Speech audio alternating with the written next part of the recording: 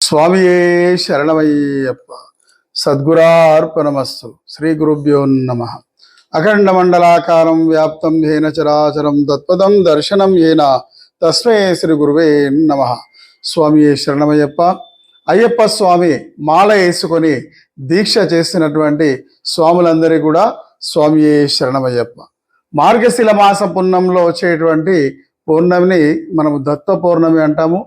ఈరోజు మన యొక్క తల్లిదండ్రులు కానీ గురువులు కానీ సన్నిధానము గురుస్వామి కానీ మాల వేసిన గురుస్వామి కానీ మన మార్గదర్శకుడైనటువంటి గురుస్వామి గారు కానీ పాద పూజ చేసుకొని మన జన్మ ధన్యం చేసుకోండి. మీ జీవితంలో దినదినాభివృద్ధి జరిగేలా ఈ కార్యక్రమాన్ని జరుపుకుంటూ ఈ దీక్షా కార్యక్రమాల్ని జయప్రదంగా జరుపుకోండి. ఈరోజు ఎంతో శ్రేష్టమైన రోజు దత్తాత్రేయ జయంతి. ఎందుకంటే మనకు మార్గశిల మాలోత్సవంలో వచ్చేటువంటి పుణ్యం దత్త పుణ్యం. ఈ దత్తాత్రేయ స్వామి జన్మకు, ఆయన యొక్క సతీమణి జన్మకు, అయ్యప్ప స్వామి జన్మకు మనకు రహస్యం ఉన్నది. అయ్యప్ప స్వామి మహిషాసురుని వధించడానికి భూమి మీద హరిహరుల పుత్రుడై జన్మించడం జరిగింది.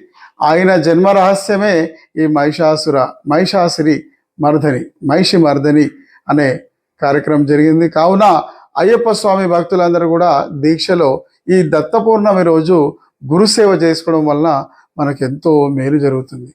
ఓం శ్రీ స్వామియే శరణమయ్యప్ప. సద్గురునాథనే శరణమయ్యప్ప.